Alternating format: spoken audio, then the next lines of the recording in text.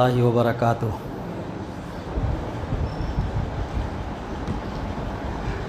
نحمدہ ونصلی علی رسولہ الکریم، اما بعد، اعوذ باللہ من الشیطان الرجیم، بسم اللہ الرحمن الرحیم۔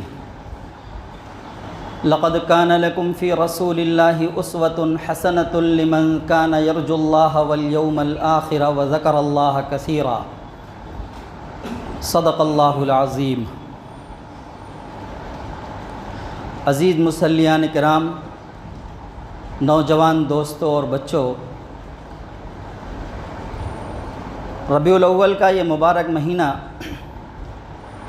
نہ صرف ملت اسلامیہ کے لیے بلکہ پوری انسانیت کے لیے اللہ جل جلالہ کی طرف سے ایک انعام ہے، ایک احسان ہے کہ اس مہینے میں حضور نبی کریم صلی اللہ علیہ وآلہ وسلم کو مبعوث فرمایا۔ حضور صلی اللہ علیہ وآلہ وسلم کی ولادت باسعادت، آپ کی بعثت، آپ صلی اللہ علیہ وآلہ وسلم کی تشریف آوری اس کائنات کا سب سے عظیم واقعہ ہے۔ آپ کی تشریف آوری سارے عالم کے لیے رحمت ہے، صرف مسلمانوں کے لیے نہیں۔ اللہ تبارک تعالیٰ نے ارشاد فرمایا، وما ارسلناک الا رحمۃ للعالمین، کہ ساری انسانیت کے لیے، سارے عالم کے لیے آپ کو رسول بنا کر بھیجا گیا۔ آپ کی ذات اس قدر باعث رحمت ہے کہ اللہ تبارک تعالیٰ نے کائنات کو بنایا، چاند اور سورج بنایا، آسمان، زمین، پہاڑ اور ہماری اور آپ کی ضروریات کے لیے نہ جانے کن کن نعمتوں کو اس دنیا کے اندر رکھ دیا، لیکن اللہ تبارک تعالیٰ نے اس کا احسان نہیں جتلایا۔ لیکن حضور نبی کریم صلی اللہ علیہ وآلہ وسلم کو مبعوث فرمایا تو احسان جتلا دیا۔ تو آپ صلی اللہ علیہ وآلہ وسلم کی تشریف آوری ہمارے لیے یہ کتنا عظیم واقعہ ہے کہ اللہ تبارک تعالیٰ نے بھی آپ کی بعثت کے بعد کیا کیا؟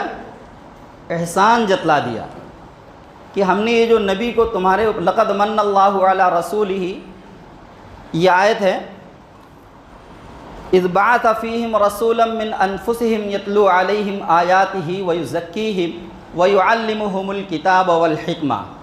ابھی آگے میں اس کی تشریح کروں گا انشاءاللہ۔ اس آیت کے اندر اللہ تبارک تعالیٰ نے یہ کہہ دیا کہ حقیقت یہ ہے کہ اللہ نے مومنوں پر بڑا احسان کیا ہے کہ ان کے درمیان انہی میں سے ایک رسول کو مبعوث فرمایا۔ تو دوستو، آپ صلی اللہ علیہ وآلہ وسلم کی تشریف آوری انسانوں کے لیے بھی رحمت ہے، جمادات کے لیے بھی رحمت ہے، نباتات کے لیے بھی رحمت ہے، شجر و حجر کے لیے بھی رحمت ہے، اور زمین و آسمان کے لیے بھی رحمت ہے، اور دریا و پہاڑ کے لیے بھی رحمت ہے۔ گویا کہ کائنات کے ہر ذرے کے لیے آپ صلی اللہ علیہ وآلہ وسلم کی ذات اقدس رحمت ہی رحمت ہے۔ تو جب کوئی ذات اس قدر بابرکت ہو تو پھر اس سے محبت کیوں نہ کی جائے، اس سے محبت کیوں نہ کی جائے۔ کوئی حسین و جمیل چیز اگر ہم دیکھتے ہیں تو ہمارا دل جو ہے اس پر آمادہ ہوتا ہے، ہم اس سے محبت کرنے لگ جاتے ہیں۔ کوئی حسین منظر ہماری نظروں کے سامنے ہوتا ہے، کسی پہاڑی علاقے میں ہم چلے جاتے ہیں، کسی سرسبز و شاداب علاقے میں اگر ہم چلے جاتے ہیں تو دل یہ کہتا ہے کہ بس یہیں کے ہو کر رہ جائیں، وہاں سے جانے کو دل نہیں کہتا، اس سے ایک انجانی سی محبت ہو جاتی ہے۔ اب پیارے آقا صلی اللہ علیہ وآلہ وسلم کہ حلیے کا اگر ہم مشاہدہ کریں، اس کا مطالعہ کریں، تو کائنات میں آپ صلی اللہ علیہ وآلہ وسلم سے حسین و جمیل کوئی دوسری شے تو کہنا جو ہے اس کی توہین ہے، کیونکہ اللہ تبارک تعالیٰ نے انسان کو جو ہے سب سے بہترین سانچے میں ڈھالا ہے۔ لقد خلقنا الانسان فی احسن تقویم فرمایا کہ انسان اللہ تبارک تعالیٰ کا سب سے بہترین شاہکار ہے۔ تو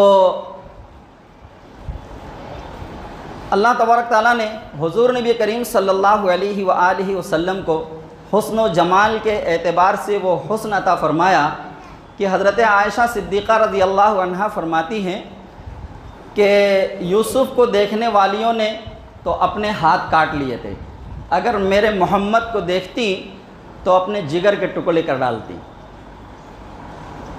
اگر میرے محمد کو دیکھتی تو اپنے جگر کے ٹکڑے کر ڈالتی۔ تو اگر حسن و جمال کے اعتبار سے دیکھا جائے تو پیارے آقا صلی اللہ علیہ وسلم کی ذات اقدس سب سے اعلیٰ درجے پر ہے، تو اس سے محبت کیوں نہ کی جائے، اس سے محبت کیوں نہ کی جائے۔ دوستو، ابھی جو میں نے آپ حضرات کے سامنے ایک آیت تلاوت فرمائی ہے، یہ سورہ احزاب کی آیت نمبر 21 ہے۔ اسی آیت کی تھوڑی سی تشریح اور کچھ تفسیر اپنی سوجھ بوجھ کے مطابق میں آپ حضرات کے سامنے رکھنا چاہتا ہوں۔ اللہ تبارک تعالیٰ نے ارشاد فرمایا کہ لقد کان لکم فی رسول اللہ اسوۃ حسنہ لمن کان یرجو اللہ والیوم الآخر وذکر اللہ کثیرا۔ حقیقت یہ ہے کہ تمہارے لیے رسول کی ذات میں ایک بہترین نمونہ ہے، ہر اس شخص کے لیے جو اللہ سے اور یوم آخرت سے امید رکھتا ہو اور کثرت سے اللہ کا ذکر کرتا ہو۔ یہ وہ آیت ہے جس کی تلاوت ابھی خطبے میں نے آپ حضرات کے سامنے کی۔ تو دوستو، یہ آیت ہمیں بتلاتی ہے کہ اللہ تبارک تعالیٰ نے حضور نبی کریم صلی اللہ علیہ وآلہ وسلم کو ہمارے لیے ایک نمونہ بنا کر بھیجا ہے، ایک ماڈل بنا کر بھیجا ہے کہ اسی نمونے کے مطابق، اسی ماڈل کے مطابق ہمیں اپنی زندگی گزارنی ہے۔ اور اس ماڈل اور اس نمونے پر عمل کروانے کے لیے اللہ تبارک تعالیٰ نے ایک کتاب بھی نازل فرمائی۔ کبھی ایسا نہیں ہوا کہ کتاب آئی ہو مگر رسول نہ آیا ہو، نبی نہ آیا ہو، جبکہ مشرکین مکہ کا اس بات پر اعتراض تھا کہ آپ کو نبی بنانے کی کیا ضرورت تھی۔ اللہ تبارک تعالیٰ نے جب کتاب نازل فرمائی ہے تو ہم اس کو دیکھ کر، اس کو پڑھ کر عمل کر لیتے، اور اللہ تبارک تعالیٰ کے لیے یہ کام کوئی مشکل بھی نہیں تھا۔ ہر بندے کے لیے الگ الگ اس کے سرہانے ایک کتاب بہترین جلد کی شکل میں بہترین مزین کر کے اس کے سرہانے اتاری جا سکتی تھی۔ یعنی ہم سبھی لوگ سوئے ہوئے ہیں، اور اللہ تبارک تعالیٰ اگر یہ چاہے کہ ہر بندے کے لیے ایک کتابچہ اس کے سرہانے پہنچا دیا جائے، تو یہ کوئی مشکل کام اللہ تبارک تعالیٰ کے لیے تو تھا نہیں۔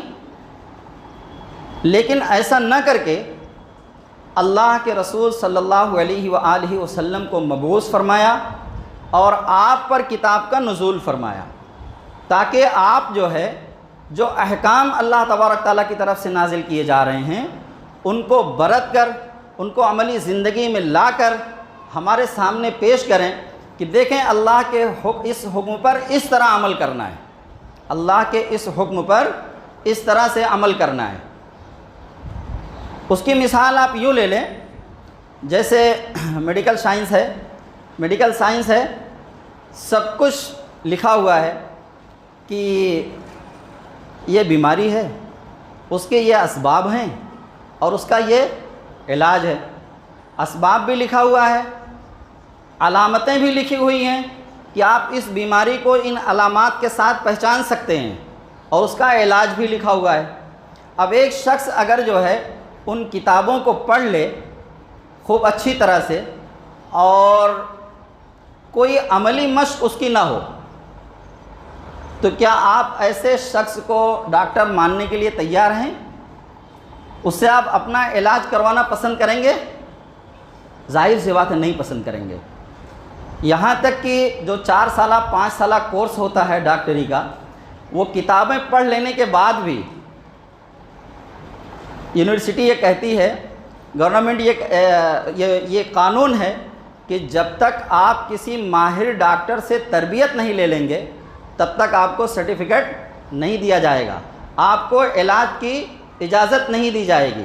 جب تک کسی ماہر سرجن کے پاس رہ کر آپ آپریشن کرنا نہیں سیکھ لیں گے، صرف کتابیں پڑھ لینے سے آپ کو آپریشن کرنے کا موقع نہیں دیا جائے گا۔ تو صرف کتاب نازل کر دی جاتی اگر، تو کیا ممکن تھا کہ ہر انسان اس کتاب کو سمجھ لیتا اور اس کے مطابق اپنی زندگی ڈھال لیتا؟ ایسا ممکن نہیں تھا۔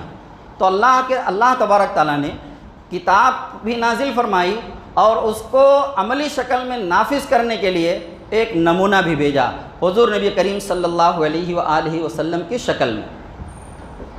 اللہ کے رسول صلی اللہ علیہ وآلہ وسلم نے اللہ کے ہر حکم کو عملی طور پر برت کر ہمیں بتلایا کہ دیکھیے اللہ نے حکم دیا کہ نماز پڑھنی ہے، نماز کس طرح پڑھنی ہے یہ اللہ کے رسول صلی اللہ علیہ وآلہ وسلم نے ہمیں بتلایا۔ اللہ نے حج فرض کیا ہم پر، حج فرض کیا ہم پر، حج کرنا ہے، کیسے کرنا ہے کس نے بتلایا؟ اللہ کے رسول صلی اللہ علیہ وآلہ وسلم نے ہمیں بتلایا کہ حج اس طرح سے کرنا ہے۔ تو یہ ایک عملی نمونہ اللہ کے رسول صلی اللہ علیہ وآلہ وسلم کو بنا کر اللہ تبارک تعالیٰ نے ہمارے لیے بھیجا ہے۔ یہ آیت ہمیں بتلا رہی ہے، اور اللہ کے رسول صلی اللہ علیہ وآلہ وسلم سے یہ کہلوایا جا رہا ہے اور یہ فکر دلائی جا رہی ہے کہ دیکھو یہ ذات جو ہے، یہ جو عملی نمونے کے طور پر پیش کی جا رہی ہے، یہی جو ہے آپ کی بھلائی، خیر خواہی، ہر اعتبار سے جو ہے یہ آپ کی خیر خواہی چاہتی ہے۔ اگر اس کے بتائے ہوئے طریقے کے مطابق آپ اپنی زندگی کو ڈھالتے ہیں تو آپ کی دنیا بھی کامیاب ہونے والی ہے اور آخرت بھی کامیاب ہونے والی ہے۔ اگر ہم اس کی مثال دیکھیں تو صحابہ کرام کی زندگیوں کا ہم مطالعہ کریں، بات واضح ہو کر نکل کر ہمارے سامنے آ جاتی ہے کہ وہ حضور نبی کریم صلی اللہ علیہ وآلہ وسلم کے ہر عمل کے عاشق تھے، ہر عمل کے عاشق تھے، عاشق۔ تو اللہ تبارک تعالیٰ نے دنیا میں ان کو کیسی کامیابی اور سربلندی عطا فرمائی کہ کسی کا اللہ کے سوا کسی کا خوف تھا ہی نہیں، انہیں اللہ کے سوا کسی کا خوف تھا ہی نہیں۔ یہ زندگی انہیں کیوں عطا کی گئی، کیسے ملی؟ آپ صلی اللہ علیہ وآلہ وسلم کے ہر عمل پر عشق ہونے کی وجہ سے۔ ایک ہم ہیں، اور آخرت کے لیے تو اللہ تبارک تعالیٰ نے اپنی کتاب میں اعلان کر دیا کہ رضی اللہ عنہم ورضوا عنہ، کہ میں ان سے راضی ہو گیا اور وہ مجھ سے راضی ہو گئے۔ جب اللہ نے اعلان کر دیا کہ میں ان سے راضی ہو گیا تو اب آخرت میں بھی ان کی کامیابی یقینی ہے۔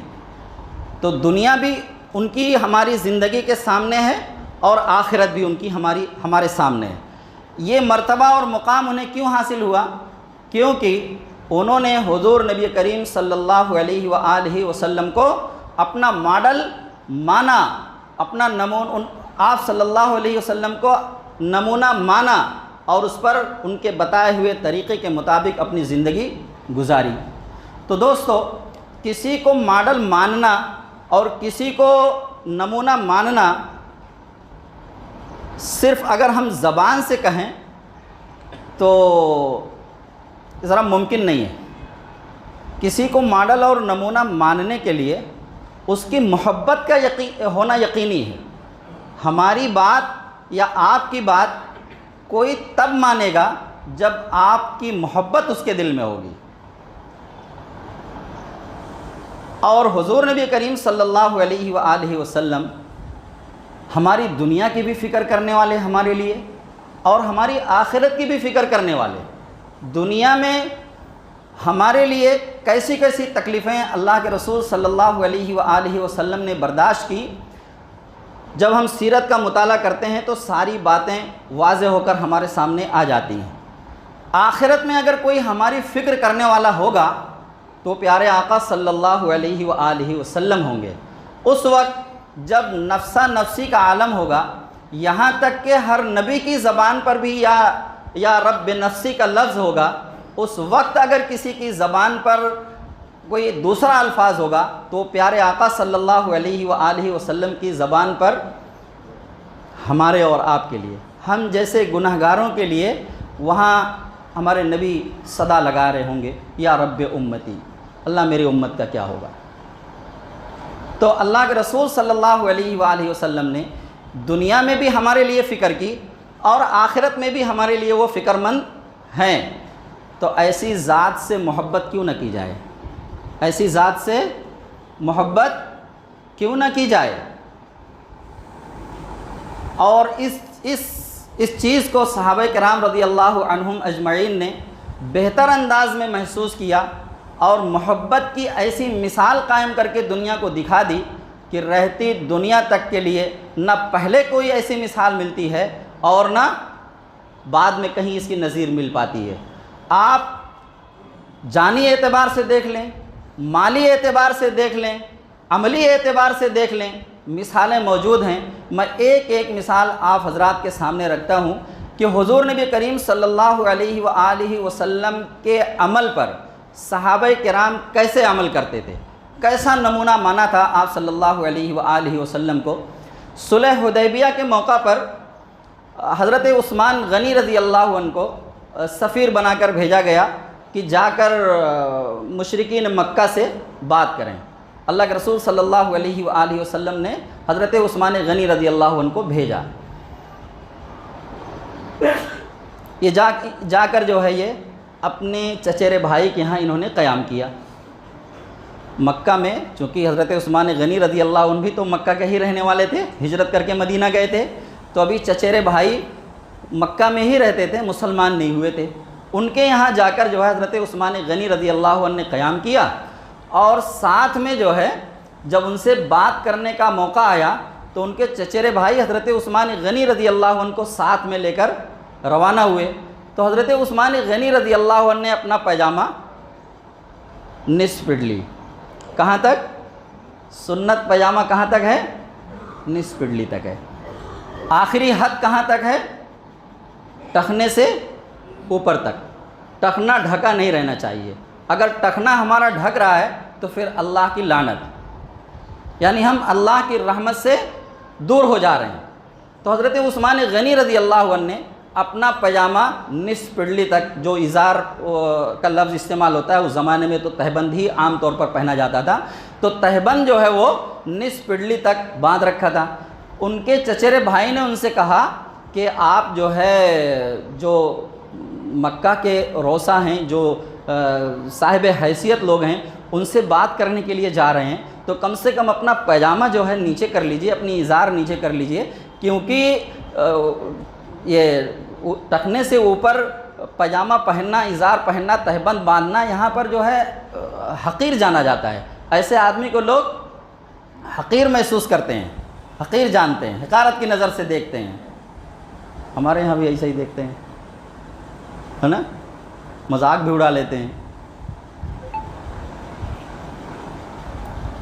لیکن حضرت عثمان غنی رضی اللہ عنہ نے کیا جواب دیا ان کو کہ ان کے حقیر جاننے اور تحقیر کرنے سے میری ذات پر کوئی فرق نہیں پڑتا، کیونکہ یہ میرے نبی کا طریقہ ہے، یہ میرے نبی کا طریقہ ہے۔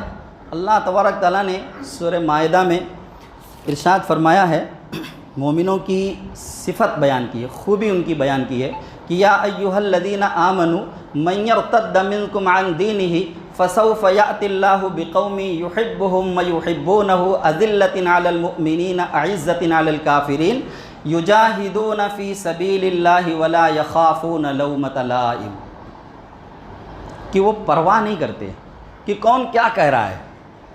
جو پوری آیت کی ترجمانی، اے لوگوں جو ایمان لائے ہو، اگر تم میں سے کوئی اپنے دین سے پھرتا ہے تو پھر جائے، اللہ بہت سے لوگ ایسے پیدا کر دے گا جو اللہ کو محبوب ہوں گے اور جو اللہ کی راہ میں جد و جہد کریں گے، کوشش کریں گے اور کسی ملامت کرنے والے کے ملامت کی پرواہ نہیں کریں گے۔ یعنی اگر کوئی شخص دین پر عمل کر رہا ہے تو ان کو پرواہ نہیں ہوگی کہ کون کیا کہہ رہا ہے، اگر کوئی روزہ رکھ رہا ہے، زکوٰۃ دے رہا ہے، یا اپنا پاجامہ جو ہے نصف پڈلی پر باندھ رہا ہے، تو ان کو اس بات کی پرواہ نہیں ہے کہ کہنے والا، دیکھنے والا، سوچنے والا کیا سوچ رہا ہے، کیا کہہ رہا ہے، کوئی پرواہ نہیں ہے، کیونکہ یہ میرے رب کا اور میرے نبی کا طریقہ ہے، مجھے اس پر عمل کرنا ہے۔ تو حضرت عثمان غنی رضی اللہ عنہ نے ان کی بات کو ٹھکرا دیا اور کہا کہ اس بات کی کوئی پرواہ نہیں ہے کہ وہ کیا سوچیں گے، کیا کہیں گے، یہ میرے نبی کا طریقہ ہے، مجھے اس کے خلاف عمل نہیں کرنا ہے۔ یہ ایک عملی مثال ہو گئی۔ دوسری مثال جو ہے مالی اعتبار سے لے لیں، ایسی مثالیں پیش کی صحابہ کرام رضی اللہ عنہم اجمعین نے۔ صرف ایک غزوہ تبوک کا واقعہ آپ سامنے رکھ لیں، کس طرح سے لوگوں نے مالی اعانت کی، یہاں تک کہ حضرت ابوبکر صدیق رضی اللہ عنہ نے تو اپنے گھر کا پورا اثاثہ لا کر اللہ کے رسول صلی اللہ علیہ وآلہ وسلم کے قدموں میں ڈال دیا۔ اللہ کے رسول صلی اللہ علیہ وآلہ وسلم نے پوچھا کہ کچھ گھر والوں کے لیے بھی چھوڑ آئے ہو؟ تو حضرت ابوبکر صدیق رضی اللہ عنہ نے کہا کہ اللہ اور اس کے رسول کی محبت چھوڑ آیا ہوں۔ یہ تو ایک مالی مثال ہو گئی۔ جانی مثال تو بے شمار ہیں، ایک دو نہیں، اگر قاعدے سے کھنگالا جائے تو میں کہتا ہوں سینکڑوں کی تعداد میں مل جائیں گی۔ جنگ احد کے موقع پر دیکھ لیجئے، حضرت ابو طلحہ، حضرت ابو دجانہ رضی اللہ عنہ کا کیا حال ہے۔ جب دیکھا کہ حضور نبی کریم صلی اللہ علیہ وآلہ وسلم زخمی ہو گئے ہیں، ہر طرف سے کفار کی یلغار ہے، تو حضرت ابو دجانہ رضی اللہ عنہ نے اپنے جسم کو ڈھال بنا لیا حضور نبی کریم صلی اللہ علیہ وآلہ وسلم کی حفاظت کے لیے، ہر آنے والے تیر کو اپنے جسم پر لیا۔ حضرت ابو دجانہ رضی اللہ عنہ تیر میں بہت ماہر تھے، تیر اندازی میں، تیر بھی برسا رہے ہیں۔ حضرت ابو طلحہ رضی اللہ عنہ آنے والے تیر کو اپنے ہاتھ سے روک رہے ہیں، آنے والے تیر کو اپنے ہاتھ سے روک رہے ہیں کہ پیارے آقا صلی اللہ علیہ وآلہ وسلم کا جسم مبارک زخمی نہ ہونے پائے، اپنی جان جا رہی ہے، پرواہ نہیں ہے۔ ایک اور واقعہ، حضور نبی کریم صلی اللہ علیہ وآلہ وسلم رات میں نیند نہیں آ رہی ہے۔ حضرت عائشہ رضی اللہ عنہا روایت کرتی ہیں، مسند احمد کی روایت ہے کہ رات کو نیند نہیں آ رہی ہے، تو حضرت عائشہ رضی اللہ عنہا سے کہتے ہیں کہ کاش کوئی میرا صحابی، کوئی میرا جانثار آ کر پہرے داری کرتا، یعنی ایک خوف تھا، ایک ڈر تھا۔ حضور نبی کریم صلی اللہ علیہ وآلہ وسلم کی جان کے در پہ رہتے تھے ہر وقت دشمن۔ مکہ میں بھی صورتحال وہی تھی اور مدینہ میں بھی صورتحال وہی تھی۔ مکہ میں بس اتنا فرق تھا کہ جو دشمن تھے وہ بالکل اوپن تھے، ظاہر تھے۔ مدینہ میں تو دشمنی الگ الگ انداز میں تھی، ظاہری انداز میں بھی دشمن تھے اور منافقانہ انداز میں بھی دشمنی جو ہے نبھائی جا رہی تھی۔ یہود نے کئی مرتبہ سازشیں کی حضور نبی کریم صلی اللہ علیہ وآلہ وسلم کو نعوذ باللہ قتل کرنے کی، زہر دیا، جادو کیا، دعوت پر بلایا اور جو ہے منصوبہ بنایا کہ یہاں بٹھایا جائے گا اور یہاں سے جو ہے ایک پتھر کی شیل گرا دی جائے گی اور آپ صلی اللہ علیہ وآلہ وسلم کی جان کا خاتمہ کر دیا جائے گا۔ کچھ محسوس کیا ہوگا اللہ کے رسول صلی اللہ علیہ وآلہ وسلم نے، نیند نہیں آ رہی ہے۔ حضرت عائشہ رضی اللہ عنہا نے جب ذکر کیا تو یہ جواب دیا، پوچھا کیا بات ہے، کیوں نہیں نیند آ رہی ہے؟ تو اللہ کے رسول صلی اللہ علیہ وآلہ وسلم کہتے ہیں کہ کاش کہ کوئی میرا جانثار صحابی آ کر پہرے داری کرتا۔ اتنے میں ہتھیاروں کے کھنکنے کی آواز آئی، اتنے میں ہتھیاروں کے کھنکنے کی آواز آئی۔ پوچھا کون؟ کہا سعد بن مالک۔ کیا غرض ہے؟ اللہ کے رسول کی چوکی داری کر رہا ہوں، پہرے داری کر رہا ہوں اللہ کے رسول صلی اللہ علیہ وآلہ وسلم کی۔ بلایا تھا اللہ کے رسول صلی اللہ علیہ وآلہ وسلم نے ان کو چوکی داری کرنے کے لیے، تنخواہ پر مقرر کیا تھا ان کو چوکی داری کرنے کے لیے؟ نہیں آئے ہیں، عشق ہے، محبت ہے کہ کہیں میرے آقا صلی اللہ علیہ وآلہ وسلم کو کوئی دشمن تکلیف نہ پہنچا جائے، پہرے داری کر رہے ہیں، بلایا نہیں گیا ہے، تنخواہ پر مقرر نہیں کیا گیا ہے، محبت کھینچ لائی ہے، پہرے داری کر رہے ہیں۔ اور اس کے بعد حضرت عائشہ صدیقہ رضی اللہ عنہ کہتی ہیں کہ پھر اس کے بعد اللہ کے رسول ایسا سوئے کہ کھراٹے کی آواز آنے لگی۔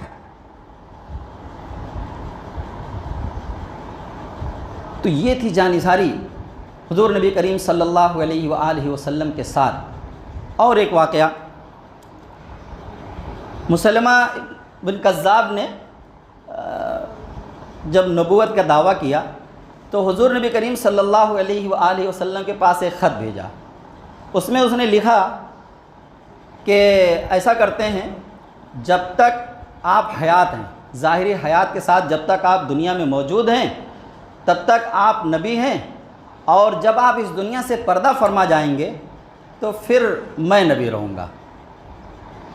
ایک معاہدہ کرنا چاہ رہا تھا وہ، یا ایسا کر لیں آدھے عرب کے آپ نبی ہوں اور آدھے عرب کا میں نبی بن جاتا ہوں۔ تو حضور نبی کریم صلی اللہ علیہ وآلہ وسلم نے جواب لکھوایا، اور وہ تو تھا ہی کذاب، تو اس میں وہ کذاب کا لفظ بھی لکھا کہ یہ جھوٹا ہے۔ اب مسئلہ یہ آیا کہ یہ جو ہے خط لے کر جائے کون؟ اللہ کے رسول صلی اللہ علیہ وآلہ وسلم نے صحابہ کے درمیان فرمایا کہ مسلمہ بن کذاب کے پاس یہ خط لے کر جانا ہے، کون لے کر جائے گا؟ تو ایک صحابی ہیں جن کا نام ہے حبیب بن زید۔ کیا نام ہے؟ حبیب بن زید۔ بوڑھے ہیں اور غریب ہیں، بدن کمزور ہے، سر پہ ٹوکرا رکھ کر مدینے میں کھجوریں بیچا کرتے تھے۔ اس وقت جو ہے بیٹھ کر کھجور کھا رہے ہیں آپ صلی اللہ علیہ وآلہ وسلم کی مجلس میں ہی۔ جب آپ صلی اللہ علیہ وآلہ وسلم کی زبان مبارک سے یہ الفاظ سنے تو جلد بازی میں کہ کہیں کوئی ایسا نہ ہو کہ کوئی دوسرا کھڑا ہو جائے اور بازی مار لے جائے، انہوں نے کہا کہ اللہ کے رسول میں تیار ہوں۔ اور جب یہ بات کہی تو ان کے منہ سے جو ہے وہ کھجور کے کچھ چھیٹے جو وہ کھا رہے تھے وہ کسی اور صحابی کے اوپر پڑے۔ انہوں نے کہا کہ اللہ کے بندے کھجور تو کھا لیا ہوتا پہلے، اتنی بھی کیا جلدی تھی کہ جو ہے ابھی کھجور بھی نہیں نکلا اور زبان سے جو ہے جواب دے دیا۔ تو وہ کیا جواب دیتے ہیں کہ ڈر اس بات کا لگا کہ کہیں ایسا نہ ہو کہ کوئی اور بازی مار لے جائے۔ کچھ انعام ملنے والا تھا کیا وہاں مسلمہ بن کذاب کے دربار میں؟ کوئی ہیرے جواہرات ملنے والے تھے یا کوئی تحفہ لے کر جانا تھا؟ ارے ایک خط کا جواب لے کر جانا تھا جس میں اس کو ہی کذاب کہا گیا، اس کو جھوٹا کہا گیا ہے۔ وہ خط لیتے ہیں اور جو ہے حضور نبی کریم صلی اللہ علیہ وآلہ وسلم ان کو اپنا گھوڑا دیتے ہیں اور نیزہ بھی دیتے ہیں۔ اب وہ حضور نبی کریم صلی اللہ علیہ وآلہ وسلم کا گھوڑا پانا اور نیزہ پانا، یہ تو بوڑھے سے جوان ہو گئے، ایڑ لگائی اور سیدھا جو ہے مسلمہ بن کذاب کے دربار میں، اور جا کر وہاں کہا کہ میں جو ہے خط لے کر آیا ہوں، خط کا جواب لے کر آیا ہوں۔ تو جو سردار قسم کے لوگ ہوتے تھے یا جو بادشاہ وغیرہ ہوتے تھے نا، ان کے ہاں بادشاہ خود خط نہیں پڑھتا تھا، سردار خود خط نہیں پڑھتا تھا، آپ نے دیکھا ہوگا۔ تو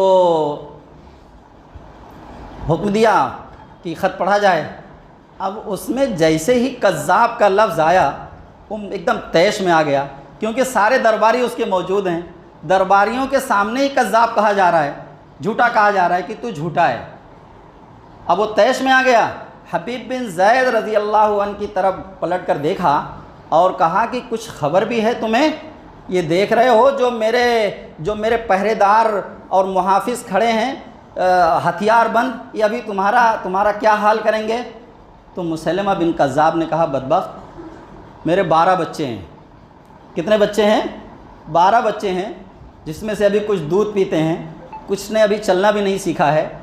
میں یہاں آتے وقت اپنے بچوں کو پلٹ کر نہیں دیکھا ہوں، یہ جو ٹٹو کھڑے ہیں ان سے میں ڈر جاؤں گا، ان سے میں خوف کھا جاؤں گا۔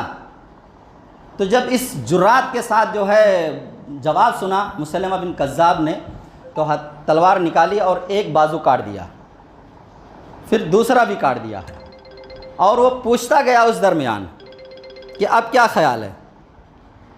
تو انہوں نے جواب دیا کہ ابھی بھی وہی خیال ہے جو پہلے تھا، ابھی بھی وہی خیال ہے جو پہلے تھا، تو جھوٹا ہے اور کذاب ہے، میرے نبی نے جو کہہ دیا بس تو وہی ہے، تو جھوٹا اور کذاب ہے، یہاں آنے کے بعد کوئی بیان بدلنے والا نہیں ہے۔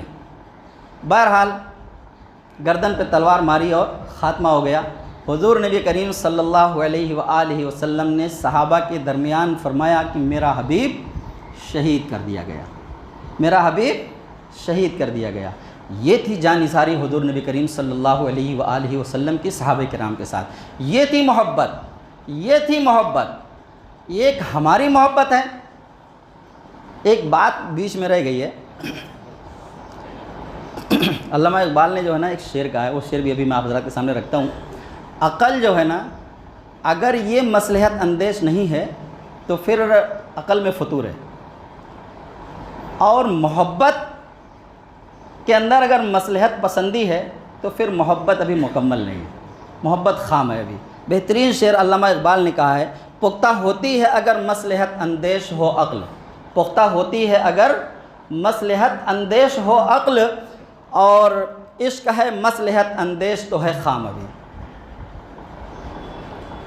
اب وہاں کذاب کے دربار میں جانا، مسلمہ بن کذاب کے دربار میں جانا ہے۔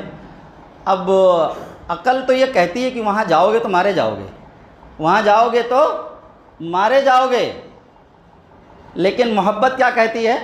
بس جانا ہے تو جانا ہے، وہ جھوٹا ہے تو جھوٹا ہے، میرے نبی نے کہہ دیا وہ جھوٹا ہے۔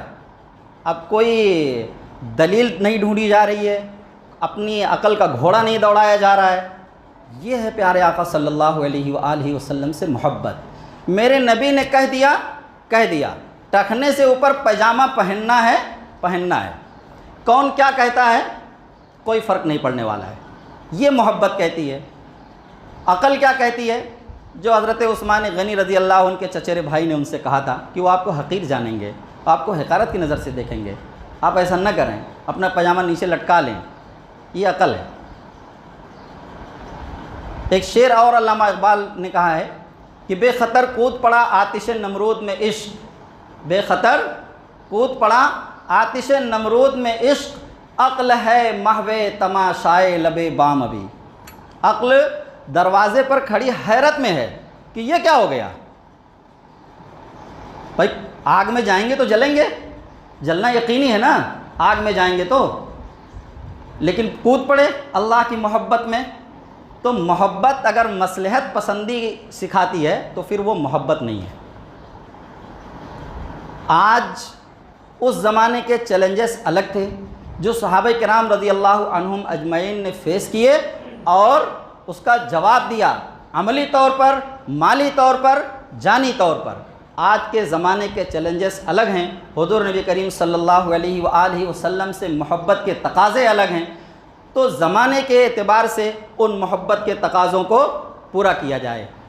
لائٹ جلا کر، اسٹیج سجا کر، جلوس نکال کر، یا ڈانس کر کے، یا اور جو بھی آج مروجہ طریقے ہیں، اس سے محبت کے جو تقاضے ہیں وہ تو ادا ہونے والے نہیں ہیں۔ ہم سے 5 وقت کی نماز نہیں پڑھی جا رہی ہے، میرا نبی کہہ رہا ہے میرے آنکھوں کی ٹھنڈک نماز میں ہے۔ اگر کوئی میرا امتی 5 وقت کی نماز ادا کر رہا ہے تو وہ میرے آنکھوں کی ٹھنڈک کا باعث بن رہا ہے۔ ذرا سوچیں، دیکھیں، جائزہ لیں، پوچھیں اپنے آپ سے، کیا میری ذات میرے نبی کے آنکھ کی ٹھنڈک کا سبب ہے؟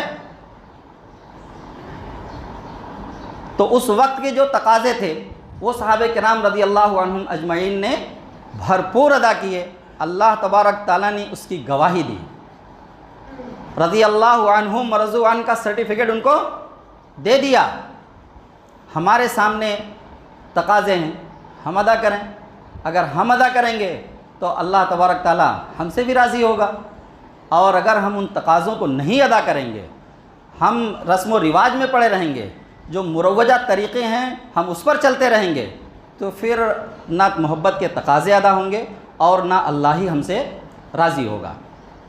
تو دوستو، جو کچھ خرافات ہمارے، دیکھیے کوئی بھی چیز جو ہے نا جب شروع ہوتی ہے تو بہت چھوٹے پیمانے پر شروع ہوتی ہے، بڑھتے بڑھتے بڑھتے بڑھتے جو ہے اس میں اتنی برائیاں سرایت کر جاتی ہیں. جیسے عیسائیوں نے عیسیٰ علیہ السلام کی وہ جو ان کا کیا کرسمس ڈے ہوتا ہے نا وہ منانا شروع کیا. آج کیا صورتحال بن گئی ہے؟ آج صورتحال یہ بنی ہوئی ہے، سروے رپورٹ یہ کہتی ہے کہ اس دن جتنی شراب پی جاتی ہے پورے سال میں اور کسی دن اتنی شراب پی نہیں جاتی. اس دن جتنی فحاشی ہوتی ہے پوری سال میں اور پورے دن میں اتنی فحاشی نہیں ہوتی. کہاں سے چلے تھے کہاں پہنچ گئے؟ آج ہم بھی اپنی زبان سے یہ کہتے ہیں کہ اب کی بار تو پہلے سال سے بہت زیادہ تھا، اب کی بار تو پہلی سال سے بہت زیادہ تھا. جو بھی کچھ ہو رہا ہے کہتے نظر آ رہے ہیں نا اپنی زبان سے. مجھے حیرت اور تعجب ہوئی کہ ایک اسٹیج ممرہ میں بنانے کے لیے 8 لاکھ روپے خرچ کیے گئے. کتنے لاکھ روپے؟ 8 لاکھ روپے خرچ کیے گئے صرف ایک اسٹیج بنانے کے لیے. اسی دن بلڈ ڈونیشن کیمپ تھا، 2 لاکھ روپیہ ڈونیشن کرنے والا کوئی نہیں مل رہا تھا. تو یہ ہمارے لیے ایک فکر کا لمحہ ہے. کیا ہم وہی کر رہے ہیں جس کی تعلیم پیارے آقا صلی اللہ علیہ وآلہ وسلم نے ہمیں دی ہے؟ دیکھیے بدعت جو ہے نا جب شروع ہوتی ہے تو وہ بالکل سنت سے ملتی جلتی رہتی ہے. بدعت، کسی بھی بدعت کا جب ایجاد ہوتا ہے نا تو وہ بالکل سنت سے ملتی جلتی رہتی ہے، فرق کرنا مشکل ہو جاتا ہے. لیکن وہ آگے بڑھتے بڑھتے بڑھتے بڑھتے اس میں بہت خرابیاں پیدا ہو جاتی ہیں. اس کی مثال میں نے اس سے پہلے بھی آپ حضرات کے سامنے دی تھی، آج دہراتا ہوں. جب ٹرین اپنا روٹ بدلتی ہے تو پٹری میں کتنا فاصلہ ہوتا ہے؟ کتنا فاصلہ ہوتا ہے؟ بمشکل 1 انگلی چلی جائے اس میں. جب وہ پٹری بدلتی ہے تو جس پٹری پر چل رہی ہوتی ہے دوسری پٹری پر جانے کے لیے بمشکل 1 انگلی چلی جائے اتنا فاصلہ ہوتا ہے. لیکن جب 1 گھنٹے چلتی ہے اس پٹری پر تب کہاں پہنچتی ہے؟ فاصلہ کتنا زیادہ ہو جاتا ہے. تو سنت اور بدعت میں یہی فرق ہے دوستو. تو ہر عمل کو جو ہم اپنی زندگی میں لائیں پہلے یہ دیکھیں کہ کیا پیارے آقا صلی اللہ علیہ وآلہ وسلم کا حکم ہے، صحابہ کرام نے اس پر عمل کیا ہے. اگر حکم ہے عمل کیا ہے تو سبحان اللہ بالکل اس پر عمل کرنے لگ جائیں. اور اگر کہیں صحابہ کرام کی زندگی میں وہ طریقہ ہمیں نہیں ملتا ہے تو پھر وہ چاہے ہماری آنکھوں کو چاہے جتنا اچھا لگتا ہو ہم اسے ٹھوکر مار دیں. ہماری آنکھوں کو چاہے جتنا اچھا لگتا ہو، ہمارے دل کو چاہے جتنا بھاتا ہو، اس پر ہم ہرگز عمل نہ کریں، ورنہ پھر اللہ اور اس کے رسول صلی اللہ علیہ وآلہ وسلم کے غصے کا یہ عمل ہمارا سبب بنے گا. دوستو ایک بہترین شعر پر میں اپنی بات ختم کرتا ہوں. کوئی بھی ایسا عمل جو پیارے آقا صلی اللہ علیہ وآلہ وسلم کے غصے کا سبب بن جائے وہ جو ہے ہمارے لیے بہتر نہیں ہے. اچھا سا شعر ہے کہ میرے محبوب میری ایسی وفا سے توبہ، میرے محبوب میری ایسی وفا سے توبہ جو تیرے دل کی کدورت کا سبب بن جائے. وآخر دعوانا الحمدللہ رب العالمین.